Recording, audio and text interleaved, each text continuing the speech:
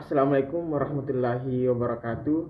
Hamdan katsiran thayyiban mubarakan fihi raditu billahi robba wa bil islami dina wa bi Muhammadin nabiyya wa rasulah. Rabbi israh li sadri wa yassir li amri wahlul 'uqdatam min lisani yafqahu qawli. Segala puji atas nikmat Allah yang telah Allah berikan kepada kita semua sehingga kita masih diberi kesempatan untuk menonton video pada kesempatan kali ini. Dan tidak lupa pula kita ucapkan salawat serta salam kepada junjungan Nabiullah Muhammad SAW, Nabi yang mau berak-abrik peradaban yang dulunya biadab ke yang lebih beradab lagi, Nabi yang merobek-robek bendera kekafiran dan membentangkan bendera keislaman.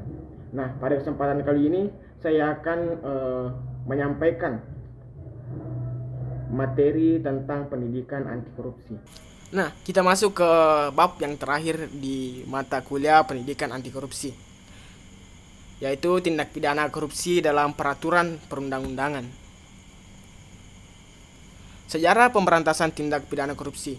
Delik korupsi dalam KUHP yang diberlakukan di Indonesia sejak 1 Januari merupakan warisan Belanda. Ia merupakan kodifikasi dan unifikasi yang berlaku bagi semua golongan di Indonesia berdasarkan asas konkordansi diundangkan dalam Statblad 1915 nomor 752 berdasarkan KB 15 Oktober 1915. Peraturan Pemberantasan Korupsi Penguasaan Perang Pusat nomor PRT kayaknya baca ke apa ngero.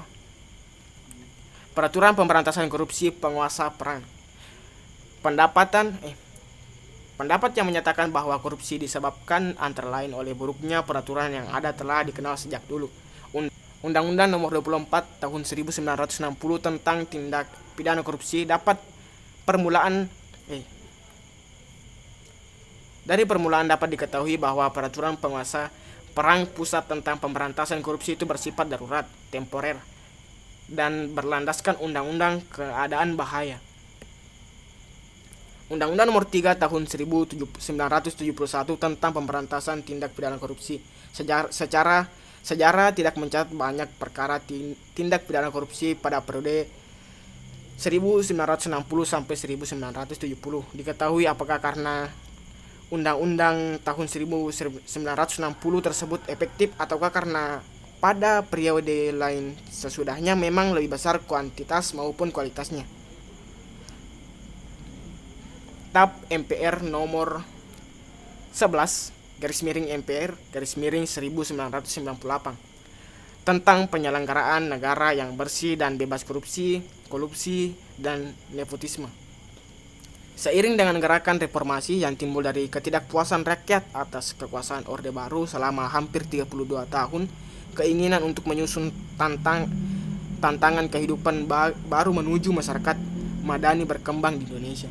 Undang-Undang Nomor 28 Tahun 1999 tentang penyelenggara negara yang bersih dan bebas korupsi, kolusi, dan nepotisme.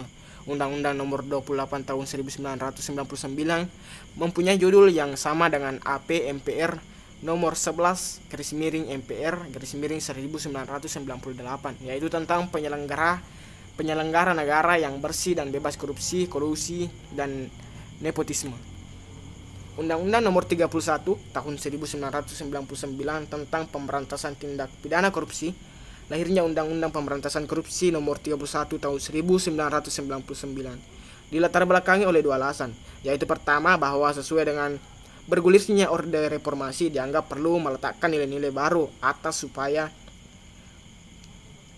upaya pemberantasan korupsi, dan kedua undang-undang sebelumnya yaitu Undang-Undang Nomor 3 Tahun 1971 dianggap sudah terlalu lama dan tidak efektif lagi.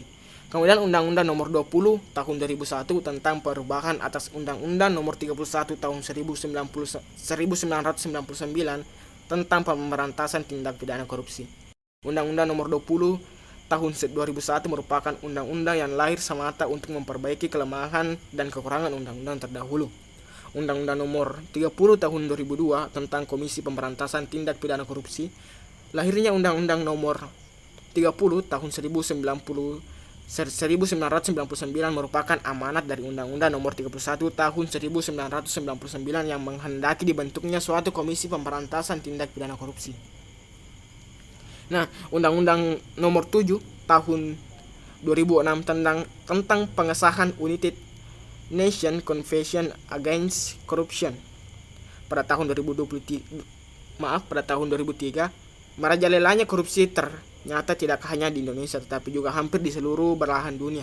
Peraturan pemerintah nomor 71 tahun 2000 tentang peran serta masyarakat dan pemberian penghargaan dalam pencegahan dan pemberantasan tindak pidana korupsi. Lahirnya peraturan pemerintah nomor 71 tahun 2000 merupakan amanat Undang-Undang nomor 31 tahun 1999 yang mengatur adanya peran serta masyarakat dalam pemberantasan korupsi. Instruksi Presiden nomor 5 tahun 2004 tentang percepatan pemberantasan korupsi. Instruksi Presiden nomor 5 tahun 2004 lahir di latar belakangi oleh keinginan untuk mempererat pemberantasan korupsi.